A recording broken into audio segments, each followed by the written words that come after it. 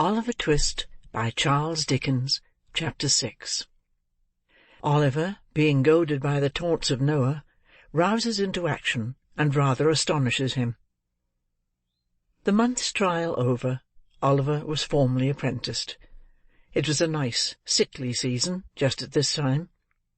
In commercial phrase, coffins were looking up; and, in the course of a few weeks, Oliver acquired a great deal of experience. The success of Mr. Sowerberry's ingenious speculation exceeded even his most sanguine hopes. The oldest inhabitants recollect no period at which measles had been so prevalent, or so fatal to infant existence; and many were the mournful processions which little Oliver headed, in a hat-band reaching down to his knees, to the indescribable admiration and emotion of all the mothers in the town. As Oliver accompanied his master in most of his adult expeditions too, in order that he might acquire that equanimity of demeanour, and full command of nerve, which was essential to a finished undertaker, he had many opportunities of observing the beautiful resignation and fortitude with which some strong-minded people bear their trials and losses.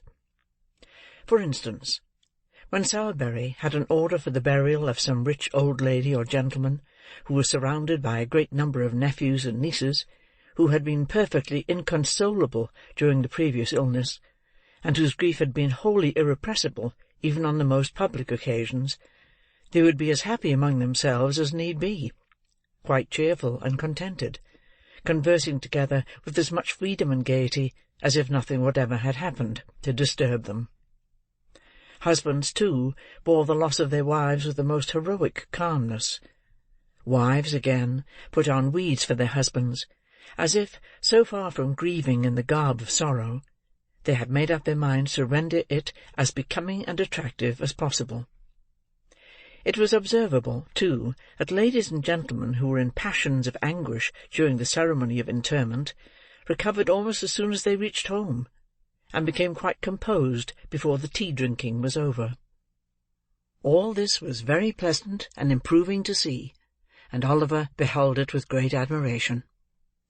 That Oliver Twist was moved to resignation by the example of these good people, I cannot, although I am his biographer, undertake to affirm with any degree of confidence, but I can most distinctly say that for many months he continued meekly to submit to the domination and ill-treatment of Noah Claypole, who used him far worse than before, now that his jealousy was roused by seeing the new boy promoted to the black stick and hat-band, while he, the old one, remained stationary in the muffin cap and leathers. Charlotte treated him ill, because Noah did; and Mrs. Sowerberry was his decided enemy, because Mr. Sowerberry was disposed to be his friend. So, between these three on one side, and a glut of funerals on the other, Oliver was not altogether as comfortable as the hungry pig was, when he was shut up by mistake in the grain department of a brewery. And now I come to a very important passage in Oliver's history, for I have to record an act, slight and unimportant perhaps in appearance, but which indirectly produced a material change in all his future prospects and proceedings. One day, Oliver and Noah had descended into the kitchen at the usual dinner hour, to banquet upon a small joint of mutton, 1.5 pounds of the worst end of the neck. When Charlotte, being called out of the way, there ensued a brief interval of time which Noah Claypole, being hungry and vicious, considered he could not possibly devote to a worthier purpose than aggravating and tantalizing young Oliver Twist. Intent upon this innocent amusement, Noah put his feet on the tablecloth, and pulled Oliver's hair, and twitched his ears, and expressed his opinion that he was a sneak, and furthermore announced his intention of coming to see him hanged, whenever that desirable event should take place, and entered upon various topics of petty annoyance, like a malicious and ill-conditioned charity-boy as he was. But, making Oliver cry, Noah attempted to be more facetious still, and in his attempt did what many sometimes do to this day when they want to be funny. He got rather personal. "Work'us," said Noah, "how's your mother?" "She's dead," replied Oliver. "Don't you say anything about her to me." Oliver's colour rose as he said this. He breathed quickly, and there was a curious working of the mouth and nostrils, which Mr. Claypole thought must be the immediate precursor of a violent fit of crying. Under this impression, he returned to the charge. "What did she die of, Work'us?" said Noah. "Of a broken heart. Some of our old nurses told me," replied Oliver, more as if he were talking to himself than answering Noah. "I think I know what it must be to die of that." "Toldy-roll-roll-roll-right-full-Larry, Work'us," said Noah, as a tear rolled down Oliver's cheek. "What set you a-snivelling now?" "Not you," replied Oliver sharply. "There, that's enough. Don't say anything more to me about her. You'd better not." "Better not!" exclaimed Noah. "Well, better not, Work'us. Don't be impudent. Your mother, too. She was a nice un, she was. Oh, law!"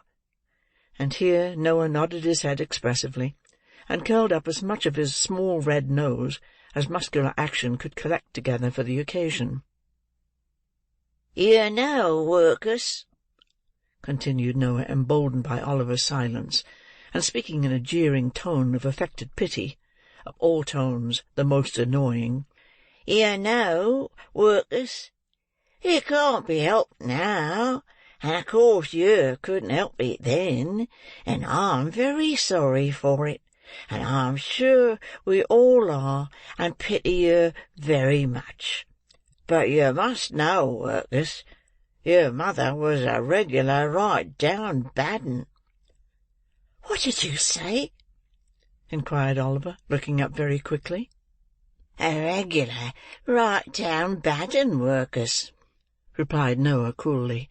"And it's a great deal better, Work'us, as she died when she did, or else she'd have been hard labouring in Bridewell, or transported, or hung, which is more likely than either, isn't it?" Crimson with fury, Oliver started up, overthrew the chair and table, seized Noah by the throat, shook him, in the violence of his rage, till his teeth chattered in his head, and collecting his whole force into one heavy blow, felled him to the ground. A minute ago, the boy had looked the quiet child, mild, dejected creature that harsh treatment had made him, but his spirit was roused at last. The cruel insult to his dead mother had set his blood on fire. His breast heaved, his attitude was erect, his eyes bright and vivid, his whole person changed, as he stood glaring over the cowardly tormentor who now lay crouching at his feet, and defied him with an energy he had never known before. "You murder me!" blubbered Noah.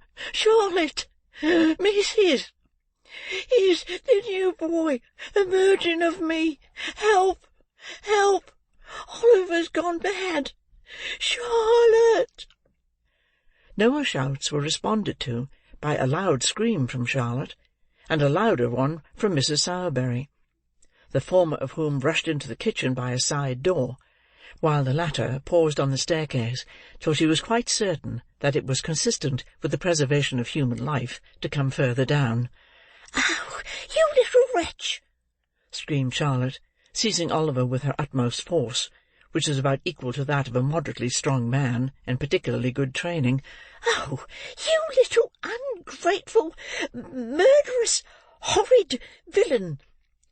And between every syllable, Charlotte gave Oliver a blow with all her might, accompanying it with a scream for the benefit of society. Charlotte's fist was by no means a light one, but, lest it should not be effectual in calming Oliver's wrath, Mrs. Sowerberry plunged into the kitchen, and assisted to hold him with one hand while she scratched his face with the other. In this favourable position of affairs, Noah rose from the ground and pommelled him behind. This was rather too violent exercise to last long. When they were all wearied out, and could tear and beat no longer, they dragged Oliver, struggling and shouting, but nothing daunted, into the dust-cellar, and there locked him up. This being done, Mrs. Sowerberry sunk into a chair, and burst into tears. "Bless her, she's going off," said Charlotte. "A glass of water, Noah, dear. Make haste." "Oh, Charlotte!" said Mrs. Sowerberry, speaking as well as she could, through a deficiency of breath, and a sufficiency of cold water, which Noah had poured over her head and shoulders. "Oh, Charlotte, what a mercy we have not all been murdered in our beds!"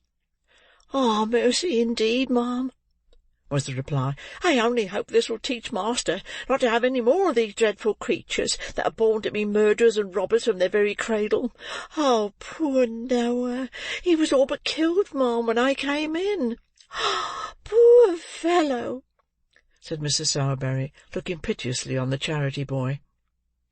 Noah, whose top waistcoat button might have been somewhere on a level with the crown of Oliver's head, rubbed his eyes with the inside of his wrists, while this commiseration was bestowed upon him, and performed some affecting tears and sniffs. "What's to be done?" exclaimed Mrs. Sowerberry. "Your master's not at home. There's not a man in the house, and he'll kick that door down in 10 minutes. Oliver's vigorous plunges against the bit of timber in question rendered this occurrence highly probable. "Dear, dear, I don't know, ma'am," said Charlotte, "unless we send for the police officers." "Or the milingtary," suggested Mr. Claypole. "No, no," said Mrs. Sowerberry, bethinking herself of Oliver's old friend. "Run to Mr. Bumble, Noah, and tell him to come here directly. Not to lose a minute. Never mind your cap. Make haste. You can hold a knife to that black eye as you run along. It will keep the swelling down." Noah stopped to make no reply, but started off at his fullest speed, and very much it astonished the people who were out walking to see a charity boy tearing through the streets pell-mell, with no cap on his head, and a clasp-knife at his eye. Chapter 6